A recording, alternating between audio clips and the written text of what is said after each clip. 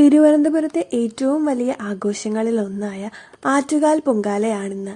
ഇത് പ്രമാണിച്ച് നിരവധി താരങ്ങൾ, സിനിമ, സീരിയൽ താരങ്ങളാണ് ദേവിക്ക് പൊങ്കാല സമർപ്പിക്കാനായി എത്തിയിരിക്കുന്നത്. സുരേഷ് ഗോപിയും ഭാര്യ രാധിക സുരേഷ് ഗോപിയും അതുപോലെ തന്നെ ജയറാമിന്റെ ഭാര്യ അശ്വതി ജയറാമും മരുമകൾ തരിണി കലിംഗയ്യരും ഒക്കെ പൊങ്കാല സമർപ്പിച്ചു. ഈ ചിത്രങ്ങളെല്ലാം അവർ സോഷ്യൽ മീഡിയ വഴി നമുക്ക് പങ്കുവച്ചിട്ടുണ്ട്. മാത്രമല്ല, സീരിയൽ രംഗത്തു നിന്നും ചിപ്പിയും പൊങ്കാല സമർപ്പിക്കാനായി എത്തിയിരുന്നു. കൃഷ്ണപ്രഭയും സീരിയൽ നടിയായ അമൃത നായരും പൊങ്കാല ഇടാൻ എത്തി.